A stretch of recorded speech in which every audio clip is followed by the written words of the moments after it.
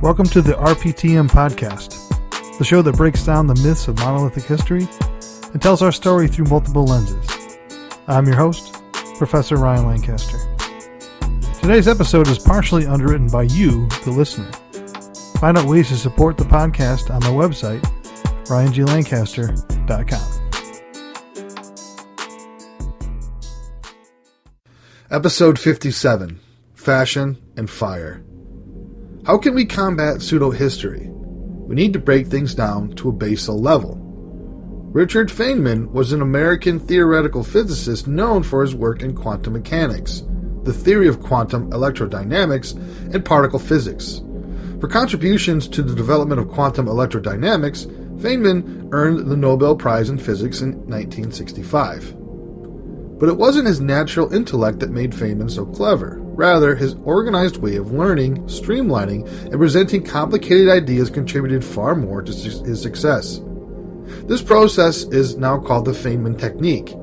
It is founded on the belief that one of the most practical methods to improve our knowledge is to picture that we're introducing the material to someone who has no thoughts about the subject, like an idiot. By doing this, we push ourselves to present our ideas and bypass skipping over issues we don't comprehend sufficiently. The first step is to identify a topic you're looking at. It makes learning straightforward, concentrating on one area rather than an entire topic. Next, you pretend you are introducing defining the subject to a moron who's never seen the issue before. The key here is plainness. Describe the idea using uncomplicated terminology. Next, you need to identify knowledge gaps in the places you found challenging to define. If we had to use any specialized term in our answer, we should challenge ourselves to break those words into more uncomplicated parts. The key is to recognize difficult areas of your answer and to question and recognize where you've made speculations founded on what we already comprehend intuitively. The final step is to re-explain the topic in simpler terms. This step often involves reorganizing our views and finding more straightforward examples to break down complicated concepts. Feynman's technique is a valuable method of testing ourselves on whether we understood something or we have thought we understood something. Yet it is equally helpful for pushing the assertion of others. If a person cannot define something in simple English, we should ask whether they comprehend what they proclaim. If the individual in question is speaking plainly to a hobbyist audience using specialist phrases out of context, our first inquiry should be, why? The most notable argument I see within pseudo-history comes from the American Civil War. I have seen massive talks, lectures, books, and documentaries that aim to frame the reasons Southern states seceded from the Union over many reasons, most notably over the concept of states' rights, over the perpetuation of slavery. Everything for this person begins to unravel when I ask the direct question, a state's right to what? We can all fall victim to this mode of thinking. If we gaze into the intellectual abyss long enough, we begin to see patterns and correlations that may not be there. In the words of Richard Feynman, the first principle is that you must not fool yourself. You are the easiest person to fool.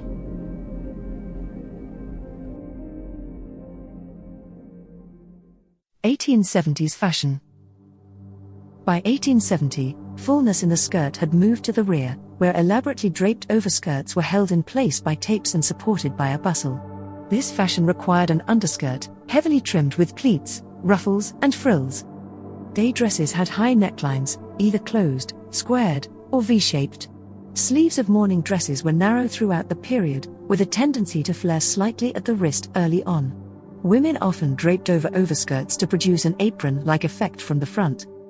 Evening gowns had low necklines and very short, off-the-shoulder sleeves and were worn with short, later mid-length, gloves. Other characteristic fashions included a velvet ribbon tied high around the neck and trailing behind for evening in a similar style to Georgian-era fashion, the origin of the modern choker necklace. Under the influence of the Pre-Raphaelite Brotherhood and other artistic reformers, the anti-fashion for artistic dress with its medieval details and uncorseted lines continued through the 1870s. Newly fashionable tea gowns, an informal fashion for entertaining at home, combined Pre-Raphaelite influences with the loose sack-back styles of the 18th century.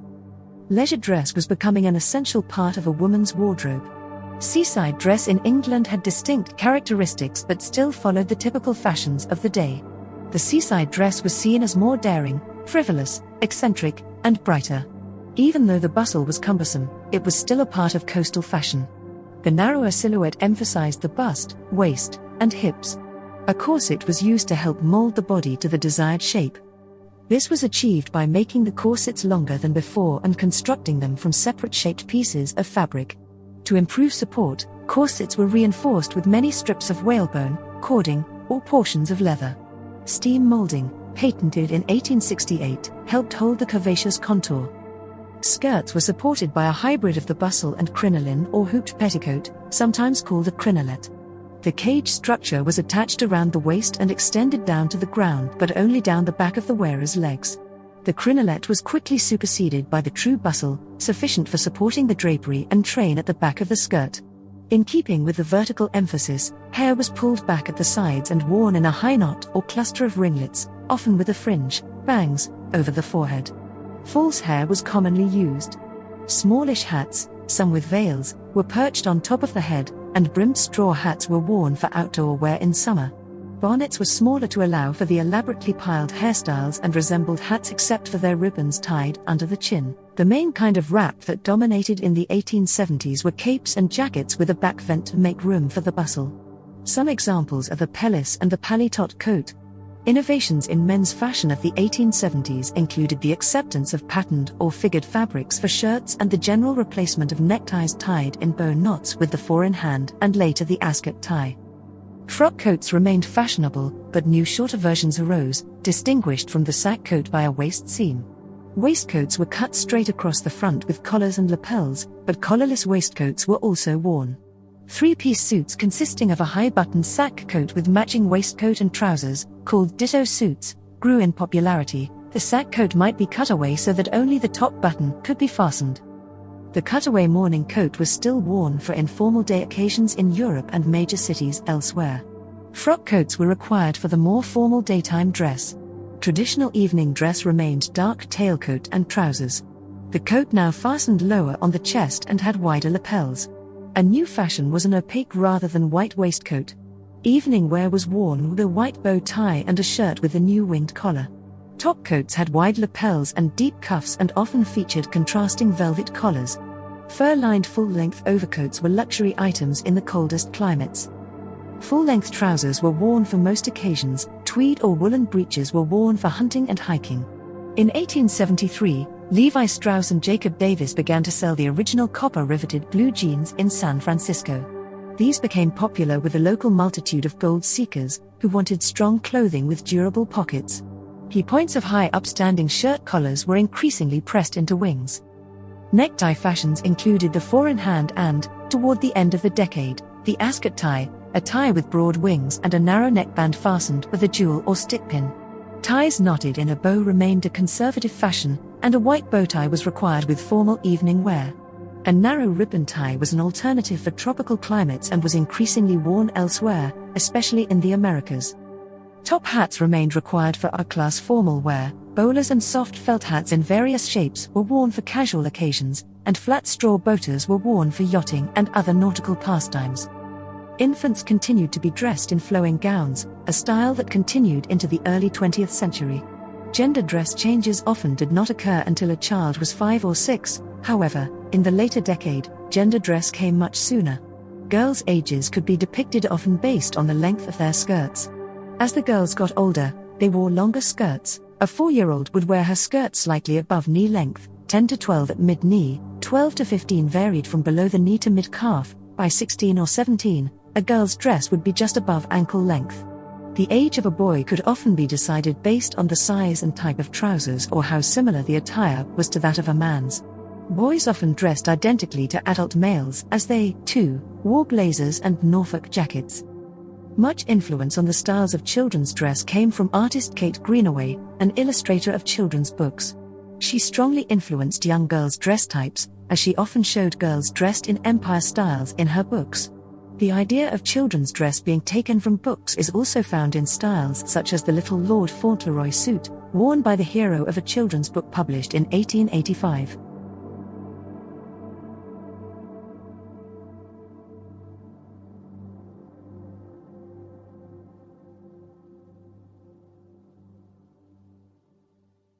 Great Chicago Fire. The Great Chicago Fire was a conflagration that burned in the American city of Chicago on October 8, 1871. The fire killed approximately 300 people, destroyed roughly 3.3 square miles of the city, including over 17,000 structures, and left more than 100,000 residents homeless. The fire began in a neighborhood southwest of the city center. An extended period of hot, dry, windy conditions, and the wooden construction prevalent in the city, led to the conflagration. The fire leapt the south branch of the Chicago River, destroyed much of central Chicago, and then jumped the main component of the river, consuming the near north side. Help flowed to the city from near and far after the fire. The city government improved building codes to stop the rapid spread of future fires and rebuilt them rapidly to those higher standards. A donation from the United Kingdom spurred the establishment of the Chicago Public Library. The fire is claimed to have started at about 8:30 p.m. on October 8, in or around a small barn belonging to the O'Leary family that bordered the alley behind 137 DeCoven Street. The shed next to the barn was the first building to be consumed by the fire. City officials never determined the cause of the blaze. Still, the rapid fire spread due to a prolonged drought in that year's summer, strong winds from the southwest, and the immediate destruction of the water pumping system explain the extensive damage to the main wooden city structures. There has been much speculation over the years on a single start to the fire. The most famous tale blames Mrs. O'Leary's cow, who allegedly knocked over a lantern. Others state that a group of men were gambling inside the barn and knocked over a lantern. Still, another speculation suggests that the blaze was related to other fires in the Midwest that day. The fire's spread was aided by the city's use of wood as the predominant building material in the balloon frame style. More than two-thirds of the structures in Chicago at the time of the fire were made entirely of wood, with most of the houses and buildings being topped with highly flammable tar or shingle roofs. The city's sidewalks and many roads were also made of wood. Compounding this problem, Chicago received only 1 inch of rain from July 4 to October 9, causing a severe drought before the fire. Strong southwest winds helped to carry flying embers toward the city's heart. In 1871, the Chicago Fire Department had 185 firefighters with just 17 horse-drawn steam pumpers to protect the city. The initial response by the fire department was timely. Still, due to an error by the watchman, Matthias Schaffer, the firefighters were initially sent to the wrong place, allowing the fire to grow unchecked. An alarm sent from the area near the fire also failed to register at the courthouse where the fire guards were, while the firefighters were tired from having fought numerous small fires and one large fire the week before. These factors combined to turn a small barn fire into a conflagration. When firefighters finally arrived at DeCoven Street, the fire had grown and spread to neighboring buildings and was progressing toward the central business district. Firefighters had hoped that the south branch of the Chicago River and an area previously thoroughly burned would act as a natural firebreak. However, lumber yards, warehouses, coal yards, barges, and numerous bridges across the river. As the fire grew, the southwest wind intensified and became superheated, causing structures to catch fire from the heat and burning debris blown by the wind. Around midnight, flaming debris blew across the river and landed on roofs and the south side gasworks. With the fire across the river and rushing toward the heart of the city, panic set in. About this time, Mayor Roswell B. Mason sent messages to nearby towns asking for help. When the courthouse caught fire, he ordered the building to be evacuated and the prisoners jailed in the basement to be released. The courthouse's dome collapsed at 2:30 a.m. on the 9th, sending the Great Bell crashing. Some witnesses reported hearing the sound from a mile away.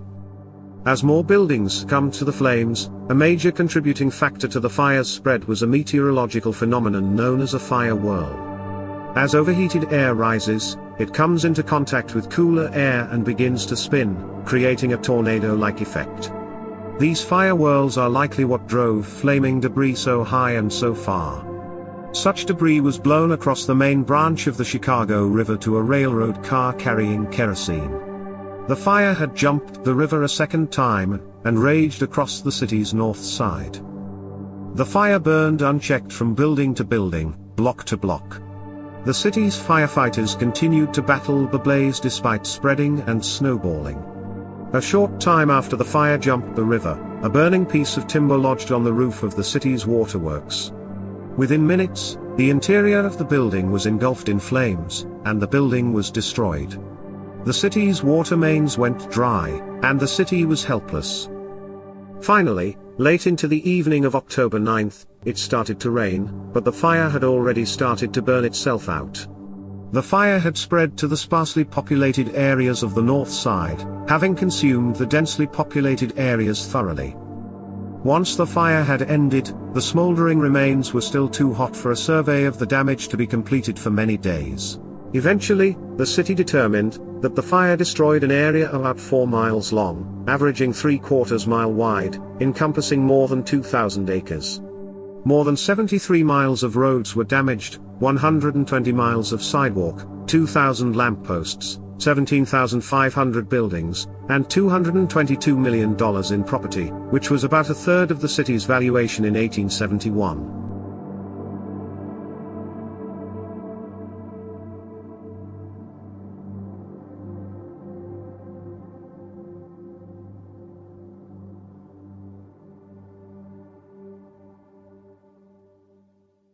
Peshtigo Fire.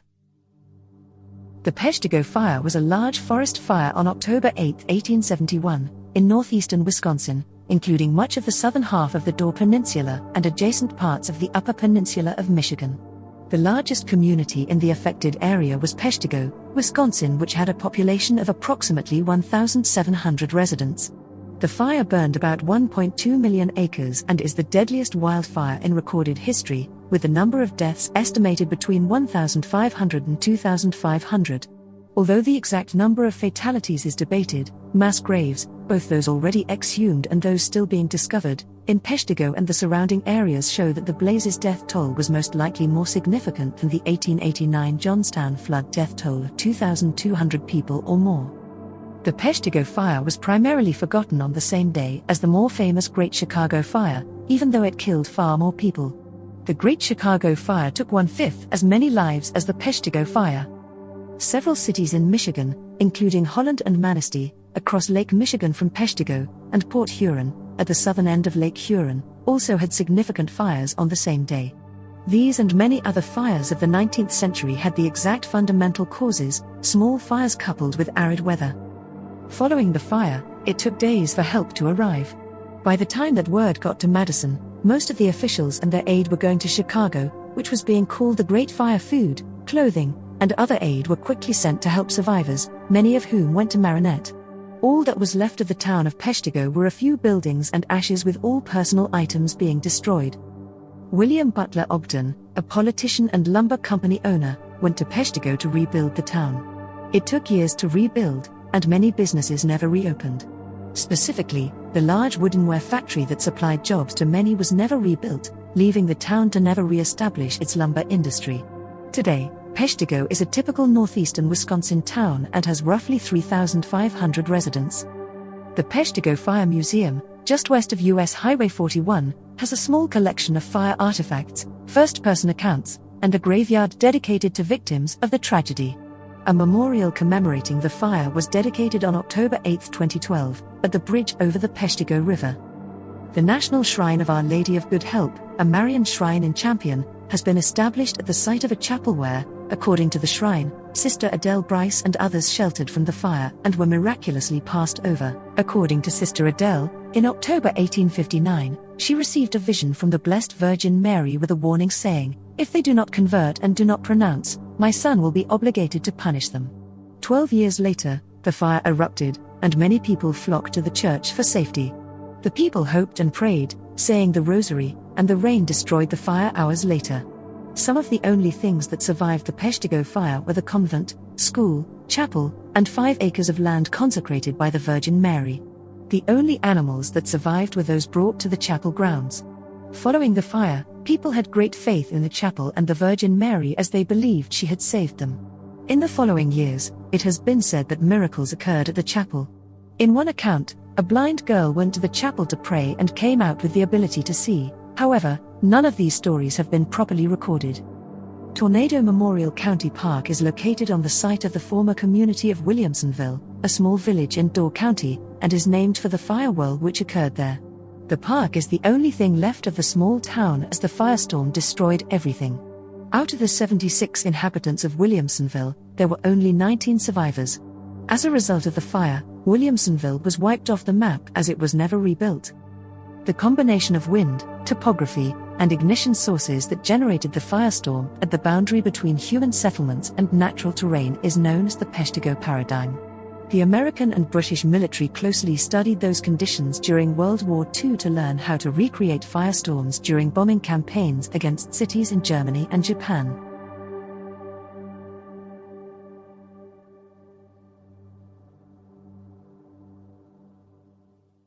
Yellowstone National Park. President Grant signed the bill creating the nation's first national park at Yellowstone on March 1, 1872. Native Americans had lived and hunted in the region that would become Yellowstone for hundreds of years before the first European explorers arrived. Plenty of game and mountain streams teeming with fish lured the Indians to the region, though the geysers and canyons also fascinated them. The famous mountain man, John Colter, was the first Anglo to travel through the area. After touring with Lewis and Clark to the Pacific, Colter joined a party of fur trappers to explore the wilderness. In 1807, he studied part of the Yellowstone Plateau and returned with amazing stories of seething geysers and bubbling cauldrons. Some skeptics accused the mountain man of telling tall tales and jokingly anointed the area Colter's hell. Before the Civil War, only a handful of trappers and hunters embarked on the area, which remained largely a mystery. In 1869, the Folsom Cook expedition made the first formal exploration, followed a year later by a much more thorough survey by the Washburn-Langford-Doane expedition. The key to Yellowstone's future as a national park was the 1871 exploration under the direction of the government geologist Ferdinand Hayden. Hayden brought along William Jackson, a photographer, and Thomas Moran, a landscape artist, to make a pictorial history of the expedition.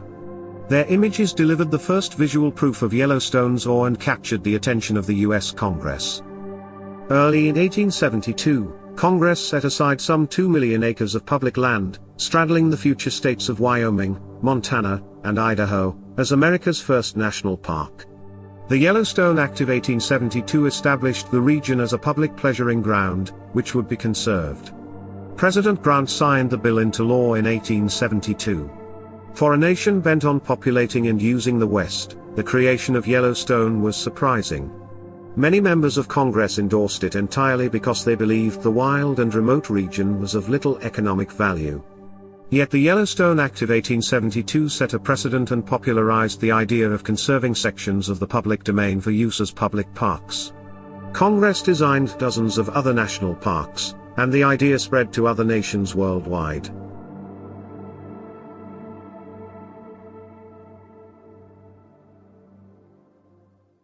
Linda Richards. Linda Richards was the first professionally trained American nurse. She established nursing training programs in the United States and Japan and created the first system for keeping individual medical records for hospitalized patients.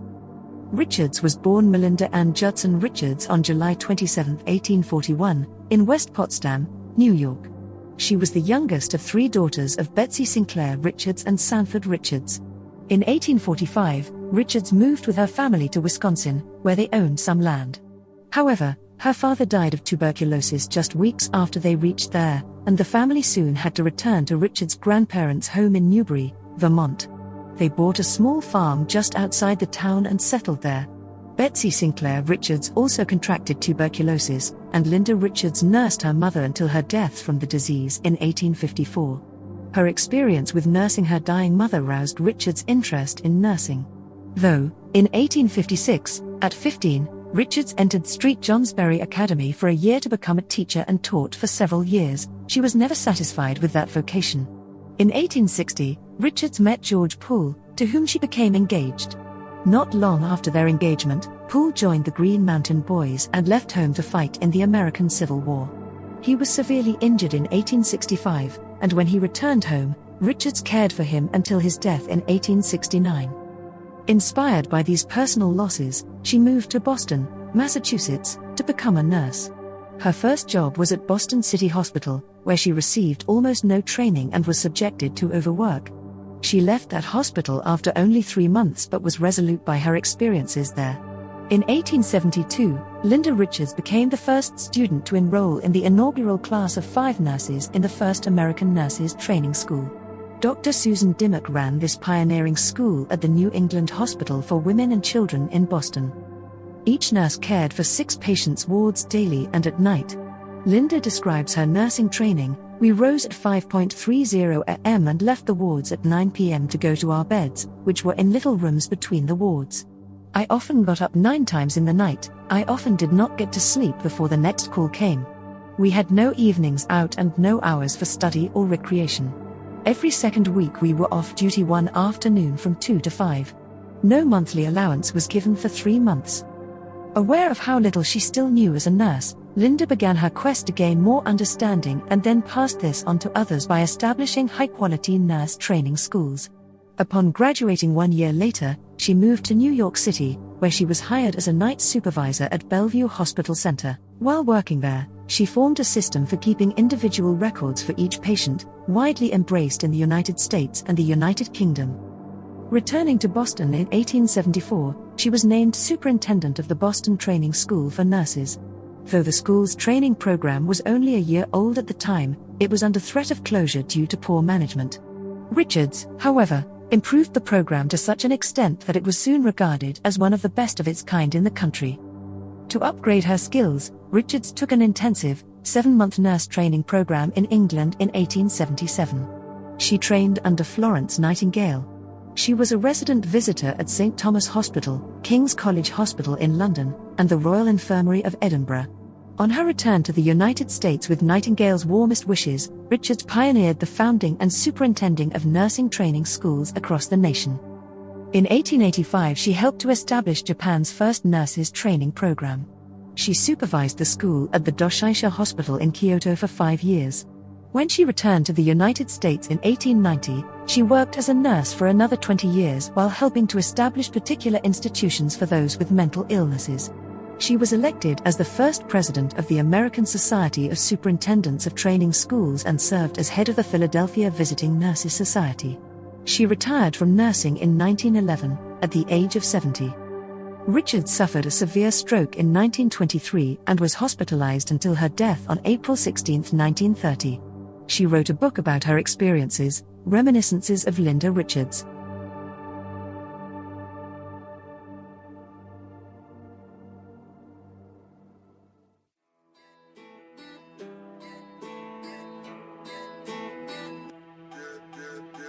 You've been listening to the RPTM podcast. If you like what you hear, please rate us on whatever platform you're listening on. Join us again next week when we talk about the seen and unseen of U.S. history. Make sure you subscribe to the podcast so you never miss an episode. Also, for more information, check out the show notes on my website. The show was produced by me. Our editor is me. Written and researched by me. Music is Down South by Bliv Beats. I'm RyanGLancaster, and this was the RPTM podcast.